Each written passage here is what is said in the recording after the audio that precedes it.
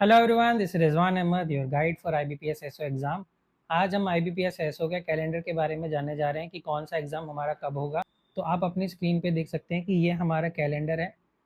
ठीक है, तो कैलेंडर के अकॉर्डिंग देखिए आरआरबी का एग्ज़ाम पहले होता है एंड उसके बाद हमारा आईबीपीएस एसओ का होता है। और आरआरबी स्केल 2 के एग्ज़ाम में आप ये समझ के रखिए, पहले तो आपको 2 इयर्स का एक्सपीरियंस चाहिए। और जो आईपीएस पीओ मेंस का एग्ज़ाम होगा, सिमिलरली उसी पैटर्न पे आपका आरआरबी एसओ का भी मेंस का एग्ज़ाम होगा, यानी कि एक ही एग्ज़ाम होगा उसमें। ठीक है, उसमें आपको प्रीलिम्स देने की ज़रूरत नहीं है, डायरेक्टली आपका मेंस लेवल होगा एंड उसके बाद आपका इंटरव्यू होगा। ठीक है, तो आप ये देखिए यहाँ पे कि जो स्केल 1 है आरआरबी में, स्केल 1 का प्रीलिम्स होगा। ठीक है, डिफरेंट डिफरेंट डेट्स दे दिए गए हैं, लेकिन जैसे मेंस की डेट दी गई है, सिमिलरली वही डेट आपकी स्केल 2 एंड स्केल 3 में दी गई है। तो आप ये समझ के रखिए कि आपका आरआरबी का एग्ज़ाम 13 सितंबर 2025 का होगा। आपका एनरोलमेंट आपके पास होना चाहिए और 2 इयर्स का एक्सपीरियंस आपके पास होना चाहिए from the date of notification, या फिर नोटिफिकेशन में कोई डेट अगर मेंशन है। सपोज कीजिए अगर आपका नोटिफिकेशन है 1 अगस्त को आता है और उसमें लिखा है कि ये जो आपकी जो क्वालिफिकेशंस है वो 1 जुलाई तक होनी चाहिए, तो आपकी 1 जुलाई तक होनी चाहिए। अगर उसमें मान लीजिए फॉर्म फिल करने के हिसाब से दिया गया है, मान लीजिए लास्ट डेट दिया है 15 अगस्त 2025, तो हो सकता है वो बोल देगा 15 अगस्त तक आपका एनरोलमेंट सर्टिफिकेट या जो भी क्वालिफिकेशन होनी चाहिए वो होनी चाहिए।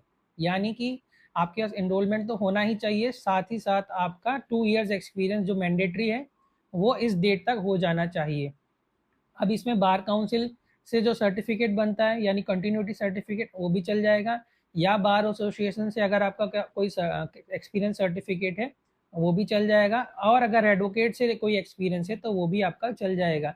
कई स्टूडेंट्स ये समझते हैं कि एडवोकेट वाला एक्सपीरियंस सर्टिफिकेट नहीं चलेगा, बट चल जाएगा, क्योंकि ऐसे स्टूडेंट्स हैं जिन्होंने एडवोकेट के अंडर काम किया है एंड उनको सर्टिफिकेट जो मिले थे उन्हीं के बेसिस पे उनका सिलेक्शन हुआ है।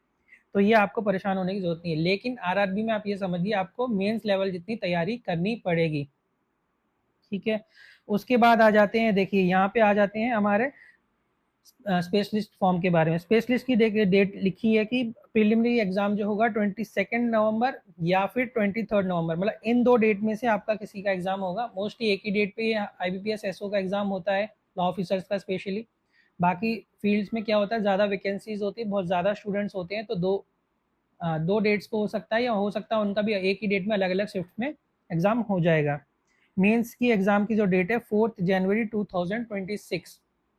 ठीक है ना, तो ये आपकी हो गई है डेट 4 जनवरी। अब देखिए 23 नवंबर एग्जाम है या 22 नवंबर एग्जाम है, तो जिन भी स्टूडेंट का जो अभी एलिजिबल नहीं है, मतलब जो फाइनल ईयर स्टूडेंट है, उनका रिजल्ट आने के बाद तत्काल बेसिस पे अगर वो एनरोलमेंट करा लेते हैं तो ये समझ लीजिए कि वो भी जो है एलिजिबल हो जाएंगे, क्योंकि आपका जो नोटिफिकेशन आएगा वो मोस्टली 1 या 2 मंथ्स पहले आएगा। तो आप ये समझ के रखिए अगर सितंबर तक आपका एनरोलमेंट हो जाता है तो आप एलिजिबल हो जाएंगे, बट आपका एनरोलमेंट जो नंबर है वो आ जाना चाहिए, क्योंकि वो आने के बाद ही आप उसमें लिखेंगे। फॉर्म अपलोड करने की ज़रूरत नहीं है।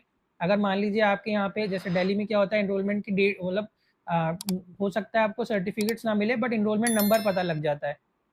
तो अगर आप वो एनरोलमेंट नंबर आपके पास है, आप वो लिख दीजिए, उतना काफ़ी है, क्योंकि आपको सर्टिफिकेट बाद में मिल जाएगा, प्रॉब्लम नहीं है।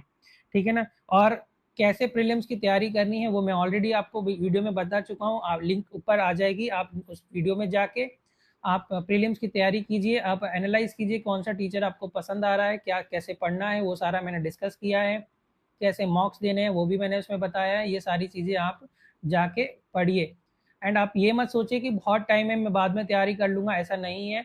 आप अभी से तैयारी कीजिए, साथ साथ में मेंस का भी पढ़िए। मेंस की मैं वीडियो जल्दी ला दूंगा, क्या क्या पढ़ना है, क्या आपके एक्ट्स इंपॉर्टेंट एक्ट्स है, वो सारी भी हम लोग एक वीडियो में डिस्कस कर लेंगे।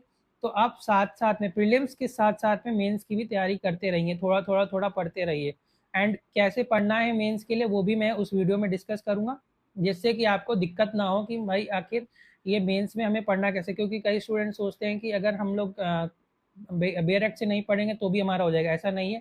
ये एग्ज़ाम थोड़ा डिफरेंट है, अगर आप बेयर एक्ट से ही पढ़ते हैं तो ही आपका अच्छा चांसेस है सिलेक्शन होने का। ठीक है, और बाकी ये चीज़ें आप नोटिफिकेशन में पढ़ लेंगे। नोटिफिकेशन बाकी इंपॉर्टेंट नहीं है, कैलेंडर जो ये है सिर्फ आपको एक टेंटेटिव डेट बताती है, ठीक है, ये चेंज भी हो सकती है बट मोस्टली इसी डेट पे होता है।